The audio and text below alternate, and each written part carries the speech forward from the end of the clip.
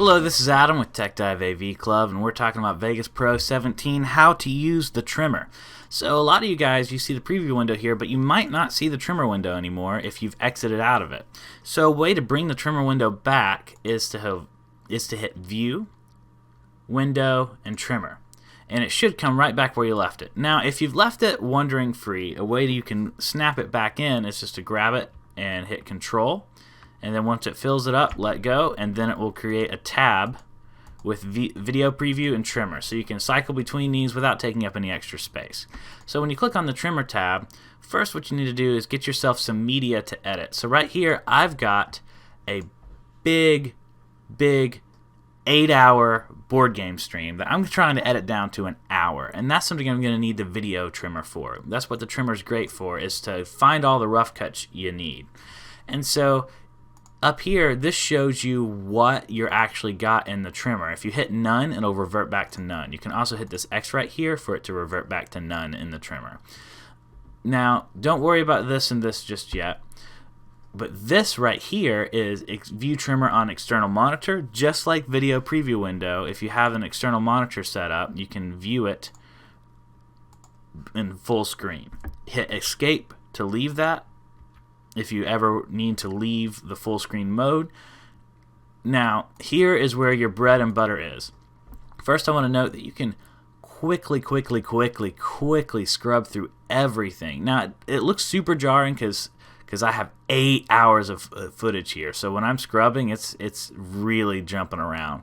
If you have smaller clips, it won't be so jarring when you're sliding your mouse over it. But this is a quick way to find what you're looking for. And also down here, this works like a little miniature timeline. You can actually make it bigger. And so this little miniature timeline here is a great way to scrub around and find what you're looking for. Now, a lot of times, what you want to do with the trimmer is you want to find the little video section you're looking for. Let's say this is the section I'm looking for right here. Let's make it even smaller. There's a few things you can do with that. You can play it and watch it. I have the audio off from my desktop right now so you don't hear it, but you would normally hear it. And you can also create subclips from it. So when you create a subclip, you want to make sure you got your in point and out point set. Now, these little buttons right here, this is your out point, your in point, I'm sorry. This one, it's like a quotations. This is your in point and this is your out point. And so however big or long this is what you're selecting. You need to have that highlighted. When it's highlighted, but once you scroll over, it will automatically highlight. And if you click on it, it should highlight again. And then hit Create Subclip. Now when you hit Create Subclip, you can name this anything you want. Now naming is the important thing about it, because if you name it, then it will be findable again. You'll know this is the exact shot I'm looking for. The shot I want here.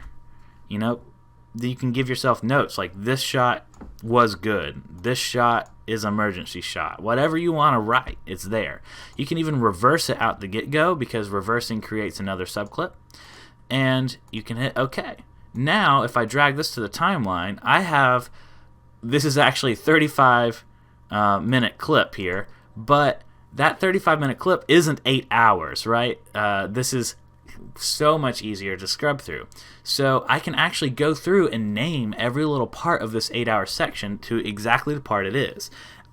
Being an editor means you're probably still going to have to watch 8 hours of footage, but that's just being an editor. But the good news is you won't have to watch it again. You'll have everything named the way it's supposed to be named, so then you can drag everything in order and not mess with the shots you don't want to mess with, and not mess with the shots that don't matter, because you won't have named those parts. They'll be stuck in the master shot. So that is a great use of the trimmer. Something I do want to note, you can go down here and hit Edit Visible Button Set, and you can go and add this Create Subclip to the visible button set, and that makes it so much more useful. If you create a subclip from the timeline, to name it, you'll actually have to right click and hit rename, and then you can name it anything you want. So that is a great way to organize long form editing shots by using the trimmer. One more thing I do want to note, this right here, you can add what you have highlighted directly into the timeline. So I double click that right there to highlight it, and this will add it from this cursor forward. If you want to add it behind the cursor, you'll need this add to timeline up to cursor. But this adds the timeline from the cursor, and then there we go. That little section right there has been added to the timeline from the cursor. So that's another quick way to use the trimmer. If you're not trying to be super organized, you just want to grab a couple of things from it, pop it onto the timeline, and keep moving, that's another quick way to use it. Thank you so much for watching. This has been another quick editing tutorial from Tech Dive AV Club. Buy anything through our affiliates links, and that helps us out a ton. Thank you guys so much for watching. You're really helping out this channel every time you do. I hope you're learning new stuff. Let me know what you want to learn. Let me know what you're having trouble with. Talk to me in the comments. I love to hear from you. Thanks for watching. I'll see you next time.